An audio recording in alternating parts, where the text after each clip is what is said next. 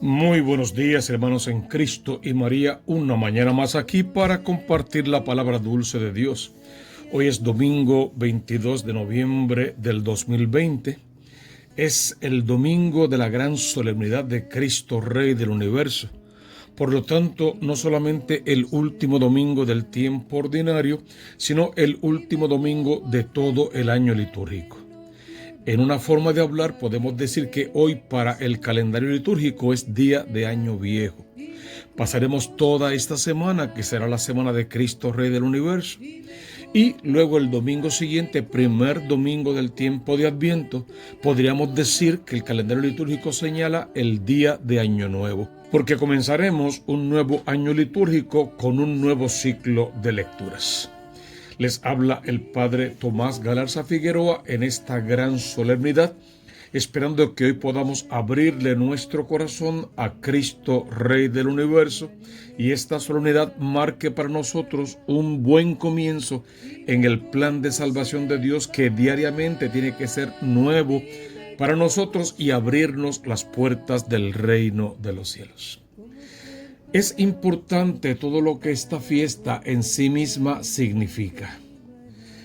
La celebración de la solemnidad de nuestro Señor Jesucristo, Rey del universo, ya dijimos que cierra todo el año litúrgico en el que se ha meditado sobre todo el misterio de su vida, su predicación y sobre todo lo que es el tema principal de la predicación de Cristo, el anuncio del reino de los cielos.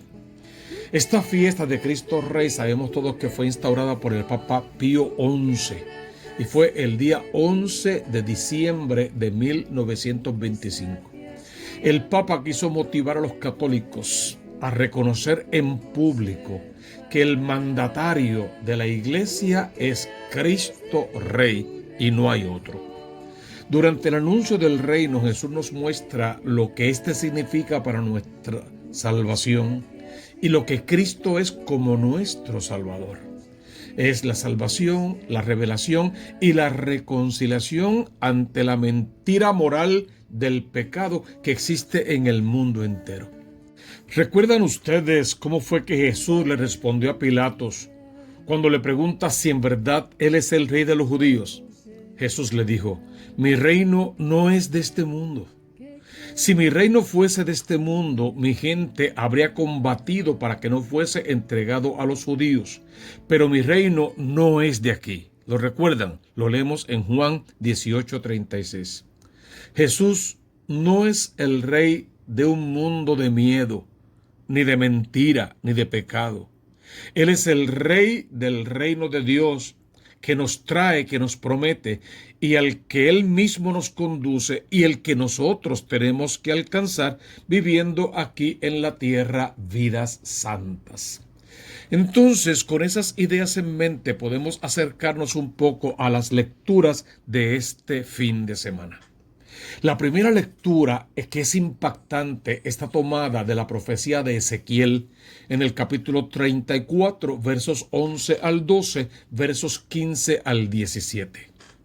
Esto dice el Señor Dios: yo mismo buscaré mi rebaño y lo cuidaré, como cuida un pastor de su grey dispersa. Así cuidaré yo de mi rebaño y lo liberaré, sacándolo de los lugares por donde se había dispersado. Un día de oscuros nubarrones. Leemos ese primer verso de esa lectura y recordamos todas las vicisitudes del pueblo de Israel. La deportación, el exilio si quieres, la destrucción del templo y de la ciudad, el saqueo, el robo, todo lo que significó profanar los actos religiosos del templo. Pero también el pecado del pueblo, la maldad, la idolatría, los dioses falsos, un pueblo viviendo de espaldas a Dios, la sexualidad malsana, desviada, odios, corajes, rencores, venganzas y todo lo que significó darle la espalda al Dios verdadero. Muchos de ellos convertirse en los propios dioses de su vida y otros buscar y atender a los dioses paganos de otros pueblos.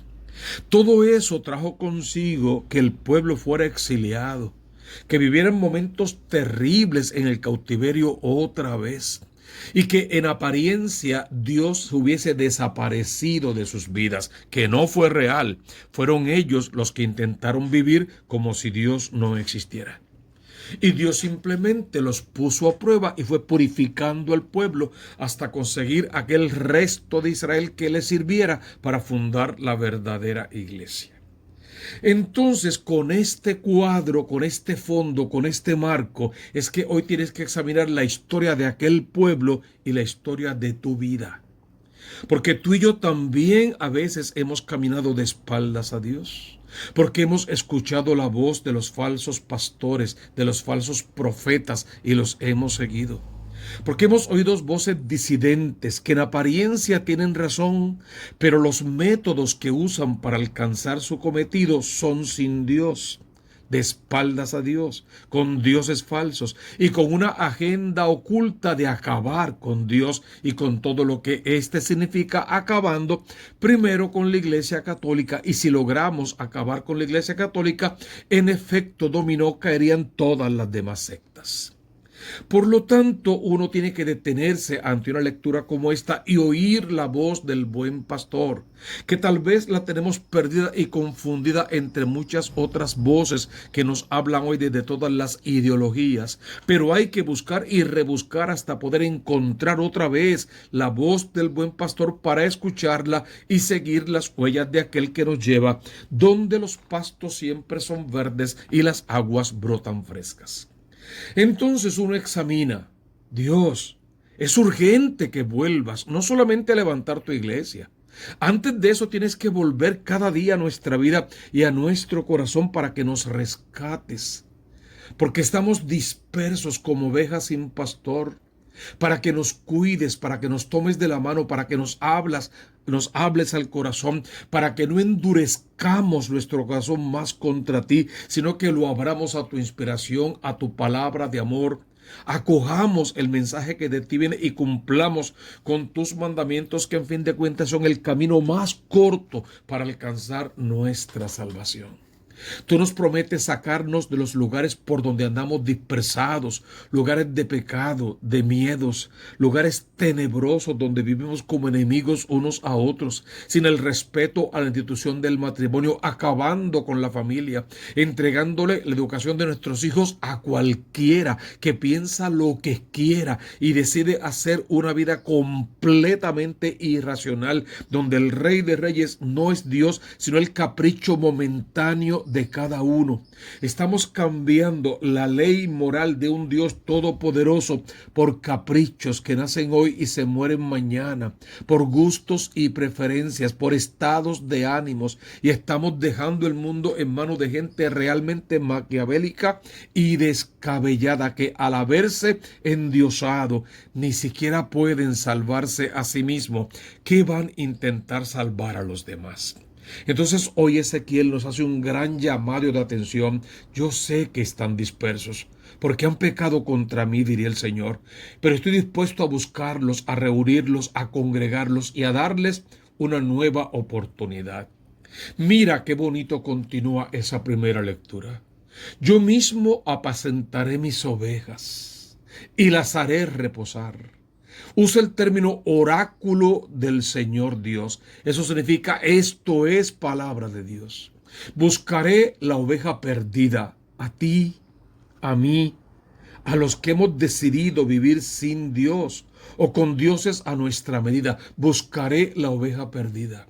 Recogeré a la descarriada, y no importa cuán lejos nos sintamos hoy de Dios, por cuántos lugares de perdición hayamos pastado, y no importa con cuántos dioses falsos nos hayamos revolcado, si nos arrepentimos de verdad, si tenemos dolor en el corazón, si volvemos a la casa del Padre, si entramos por la puerta angosta, entiéndase el sacramento de la confesión, y hacemos la procesión hasta el altar para comernos a Cristo vivo, después de haber sido purificados en el arrepentimiento, en la confesión del pecado y en la penitencia, definitivamente el Señor nos mostrará su rostro misericordioso.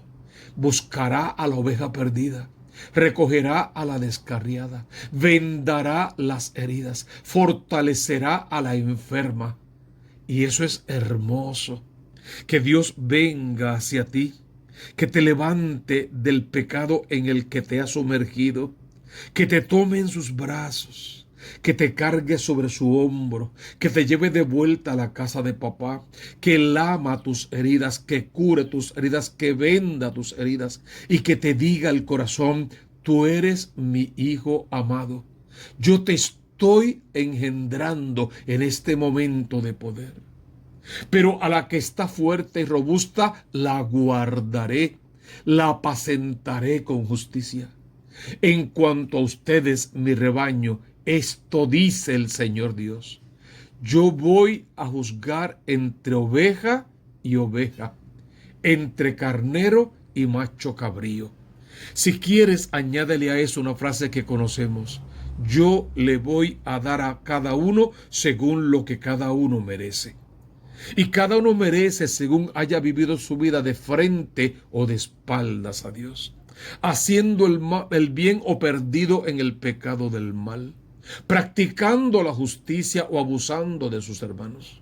A cada uno según lo que cada uno merece. Pero mientras tengamos días de vida que están contados, tenemos una oportunidad sobre otra para cambiar nuestra conducta, para volver a la iglesia verdadera y a la vida sacramental, para arrepentirnos de nuestros pecados, para sacar de nuestra vida la idolatría, la infidelidad y los dioses falsos, y para aceptar a Cristo como el Rey de Reyes, el Rey del universo, el Dios uno y trino, el Emanuel, el Dios con nosotros, el que tiene palabra de vida eterna y promesa de salvación para cada uno de nosotros. Esa primera lectura es un canto de alabanza a la conversión y encontrar el camino de vuelta a la casa de papá. La iglesia decide que responderemos a la primera lectura con el Salmo 22. Varios versos de ese Salmo 22, que en verdad es el Salmo 23 en la mayoría de las Biblias. El Señor es mi pastor, nada me falta.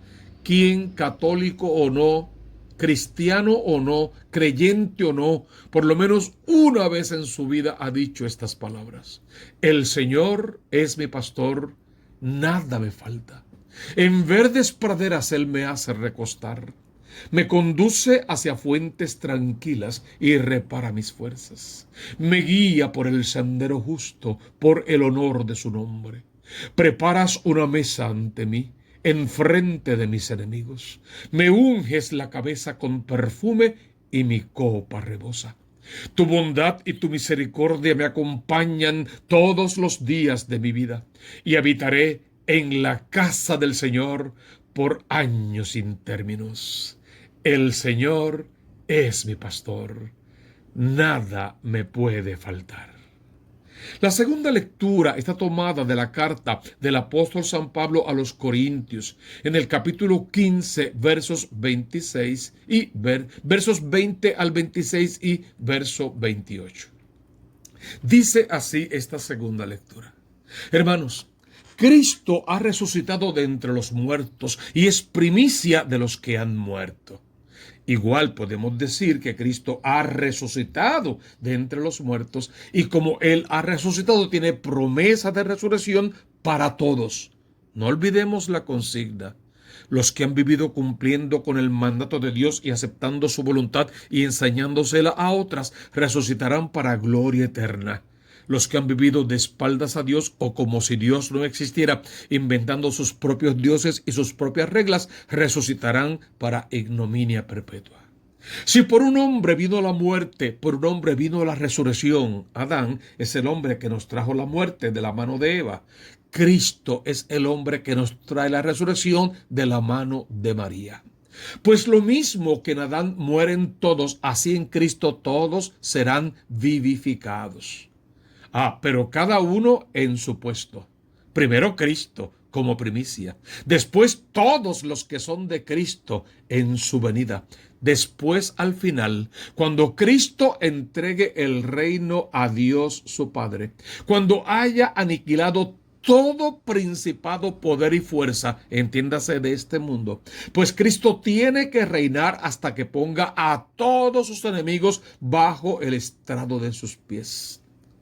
El último enemigo en ser destruido será la muerte. Cuando le haya sometido todo, entonces también el mismo Hijo se someterá al que se le había sometido todo. Así Dios será todo en todos. Porque el Hijo de Dios, ¿a qué fue lo que vino al mundo? A recapitular todas las cosas, para que todas las cosas vuelvan a su origen, que es Dios. Así el Dios uno y trino, tres personas distintas, pero un solo Dios, ejercen su poderío. El Dios Padre Creador, el Dios Hijo Redentor que derrama su sangre en la cruz para redimir al mundo, y el Dios Espíritu Santo unificador y vivificador, cada uno cumpliendo con su misión en la totalidad de un Dios que es todo amor. Entonces lo que nos pide San Pablo es que sigamos preparando nuestra vida para la resurrección. Y si queremos resucitar con Cristo hay que vivir, en Cristo hay que morir, y para Cristo hay que trabajar en servicio a los hermanos todos los días de nuestra vida. Veamos el Evangelio de este domingo en la solemnidad de Cristo Rey del Universo. Tomado según San Mateo en el capítulo 25, versos 31 al 46. En aquel tiempo dijo Jesús a sus discípulos: cuando venga en su gloria el Hijo del Hombre, o sea, cuando venga en su gloria, es porque vendrá en su gloria. Es la promesa: volveré en una segunda venida a levantar la iglesia.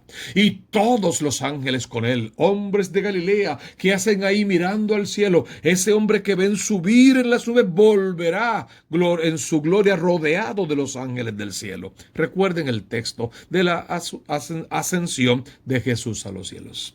Se sentará en el trono de su gloria y serán reunidas ante él todas las naciones. Él separará a unos de otros, como un pastor separa a las ovejas de las cabras, y pondrá las ovejas a su derecha y las cabras a su izquierda. Entonces dirá el rey a los de su derecha: vengan, benditos de mi Padre, heredan el reino preparado para ustedes desde la creación del mundo. Porque tuve hambre y me dieron de comer, tuve sed y me dieron de beber, fui forastero y me hospedaron, estuve desnudo y me vistieron, enfermo y me visitaron, en la cárcel y vinieron a verme. Entonces los justos le contestarán: Señor, ¿cuándo te vimos con hambre y te alimentamos? ¿O con sed y te dimos de beber? ¿Cuándo te vimos forastero y te hospedamos? ¿O desnudo y te vestimos? ¿Cuándo te vimos enfermo o en la cárcel y fuimos a visitarte? Y el rey les dirá: en verdad les digo que cada vez que lo hicieron con uno de estos mis hermanos más pequeños, conmigo también lo hicieron. Esa es la primera parte del Evangelio. Y la segunda parte es eso mismo, pero en negativa. Cada vez que no lo hicieron con uno de estos pequeños, tampoco conmigo lo hicieron. Tenemos el Evangelio del fin de los tiempos, del juicio final en su plenitud, al atardecer de la vida. ¿Y qué es el atardecer de la vida en el que tenemos que darle cuentas a Dios y al final seremos juzgados solo en el amor, en la caridad, en la entrega generosa, en haber pasado por el mundo tal como Cristo pasó, siempre haciendo el bien, practicando la justicia, viviendo la caridad y mostrándole a otros el camino hacia el reino de los cielos? ¿Qué es el atardecer de la vida? Pues cada atardecer de cada día, ¿por qué no? El atardecer también será el día de tu muerte, cuando tu vida llegue al ocaso. Pero también el atardecer verdadero es el del juicio final, cuando Cristo venga a levantar su iglesia. Y te levantarás si estás muerto de entre los muertos y tendrás que colocarte en su presencia. Y te hará una sola pregunta: ¿cuánto amaste? Y tú tendrás que darle muchas respuestas. Y la respuesta será en sí o no, porque la pregunta simple del Señor va a ser: ¿me amaste? Cuando un hambriento tocó a tu puerta o al cristal de tu ventana en la luz del semáforo, ¿qué hiciste? porque lo que hiciste con él, conmigo lo hiciste. Realmente me amaste. Cuando un sediento, y no solamente sediento de agua, hay tantos sedientos de tantas cosas, reclamó a ti por justicia, o te enteraste de esa necesidad, aunque fuera por los medios electrónicos. Cuando un sediento estaba ahí a punto de morir por la sed, llámese la sed como se llama, ¿qué hiciste? ¿Qué dijiste? ¿Cómo lo trataste? ¿Cómo lo miraste? ¿Qué hiciste con su sed? Porque lo que hiciste con él, conmigo mismo lo hiciste. Cuando un forastero, un extranjero, necesitó refugio, techo, comida, necesitó vestido, abrigo, una palabra de aliento, una acogida, alguien que le abriera una puerta para que encontrara un futuro. ¿Qué hiciste con el forastero? Y no solamente hablo de un extranjero porque viene de otro país. Hay tantos forasteros peregrinando por este mundo fuera del alcance del amor de Dios porque nadie les ha proclamado la palabra de Dios. ¿Qué hiciste con el forastero? Cuando yo estuve desnudo, y hablando de desnudo hay tanto que decir. Hay tanta gente desnuda sin moral, sin principios, sin valores, sin respeto humano, sin dignidad, sin derechos, sin voz. Hay tanta gente desnuda, más los que desnudamos regularmente para nuestros pequeños y miserables placeres de cada día. Hay tanta gente desnuda. Cuando un desnudo que necesitaba abrigo urgentemente, ser revestido de dignidad, de respeto, de cariño, de amor, de acogida, de un abrazo tierno, sincero, honesto, limpio, cuando un desnudo tocó a tu puerta, o cuando viste la desnudez en la que vive el mundo por falta de educación moral, de principios básicos, de predicar el evangelio tal cual tiene que ser predicado, ¿qué hiciste con el desnudo? ¿O a cuántos descaradamente desnudaste para quitarles aún lo poco que tenían? Porque lo que hiciste con el desnudo, conmigo también lo hiciste. Y el enfermo, el menesteroso, el mendigo del camino, ¿qué hiciste con toda esa gente que necesitó de ti, de tu ayuda inmediata? ¿Qué hiciste con ellos? Porque lo que hiciste con los enfermos, la medicina que les llevaste, la atención que le diste, la comida que colocaste a su alcance, el medicamento, todo eso que hiciste por él, por mí también lo hiciste. Y el que estaba en la cárcel, y hablando de barrotes, hay tantas cárceles de tantas formas. Hay tanta gente presa de su propia ignorancia, de su pequeñez, de su orgullo, de su vanidad, de su pecado, de su mentira. Hay tanta gente cautiva.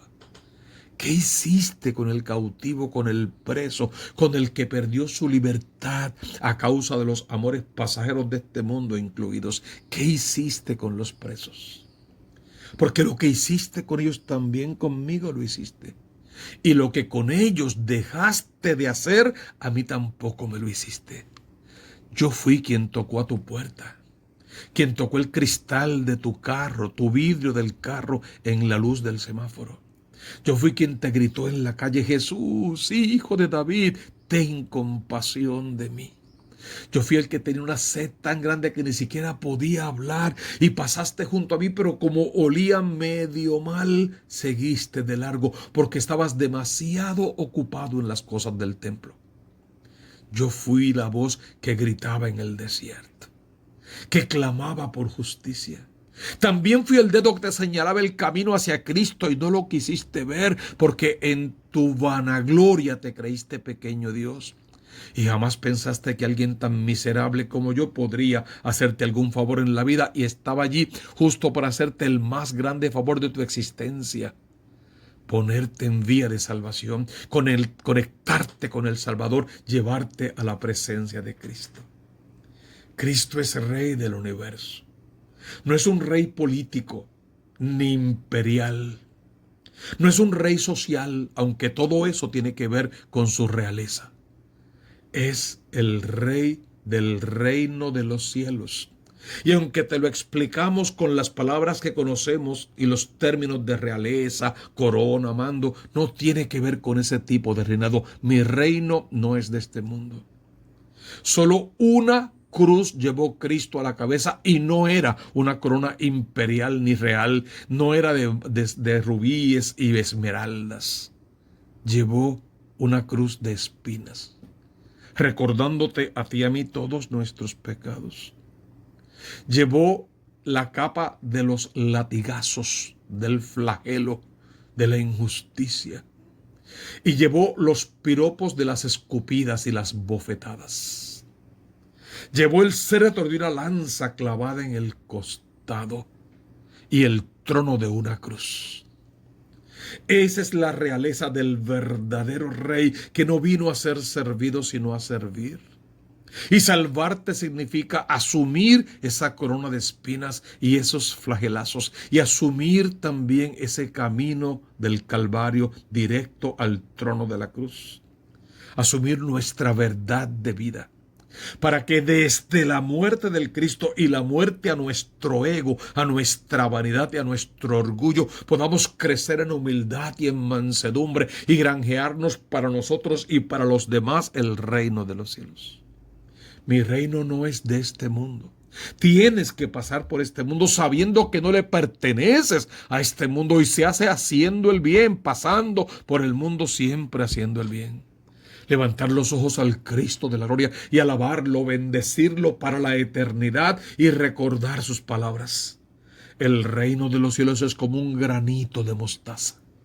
Entonces, hasta que el grano de trigo no cae en tierra y muere, queda infecundo, y hasta que el granito de mostaza no se hace el más pequeño, muerto, pero muerto de verdad en la tierra, para levantarse como un arbusto fuerte que puede cobijar a los pájaros del campo en sus ramas y alimentarlos. Ese es el reino de los cielos. Y entraremos o no en él depende cómo vivamos nuestra vida en este mundo. Entonces, ojalá que aprendamos a vivirla en santidad, a arrepentirnos de verdad de nuestros pecados, a cambiar ya nuestra conducta, a buscar el reino de Dios con su justicia, a participar de la vida sacramental con ganas, a arreglar nuestros matrimonios, a confesar nuestros pecados y a buscar la paz.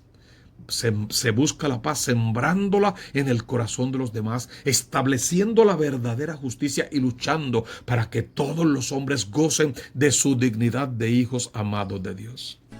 Recibe la bendición del Cristo de la gloria con poder. No te olvides, siempre te recuerdo, suscríbete a este canal y al canal de la diócesis. Y déjate amar por el Cristo de la gloria para que todo en tu vida venga por añadidura. Esa bendición del cielo debe venir con poder sobre ti en esta hora, en el nombre del Padre, y del Hijo, y del Espíritu Santo. Amén, amén y amén.